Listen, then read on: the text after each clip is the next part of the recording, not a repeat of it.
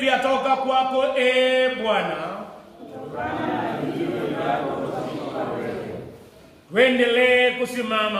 Tuendelee kusimama kwa ajili ya shukrani na ukumbusho. Je, Baba yuko nasi? Yuko. Je, Kristo yuko miongoni mwetu? Yuko. Je, Roho Mtakatifu yupo? Yuko. Huyu ndiye Mungu wetu. Baba, Mwana na Roho Mtakatifu. Sisi tu watu wako. Inueni mioyo yenu na tumshukuru Bwana Mungu wetu. Ni haki tena ni furaha kwetu kukushukuru na kukusifu Baba mtukufu, Mungu uliye hai, mhukumu wa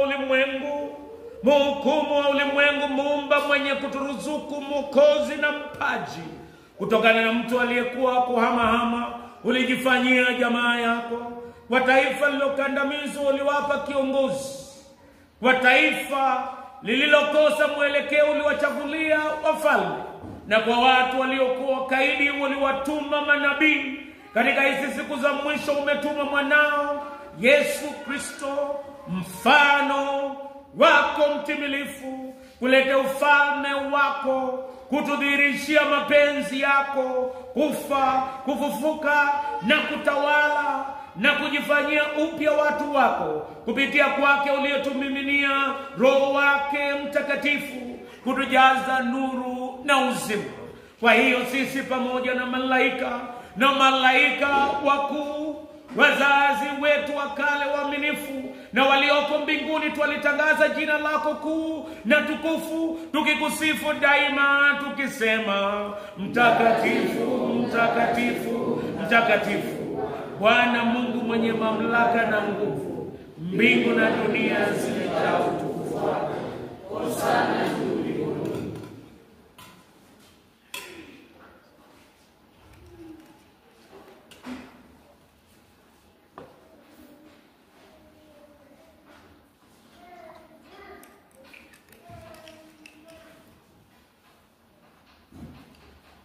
Mwenyezi Mungu umilikie vyote, kwa kukushukuru kwa kumtoa mwanawe afe msalabani kwa ajili yetu, uliyetuia vyote.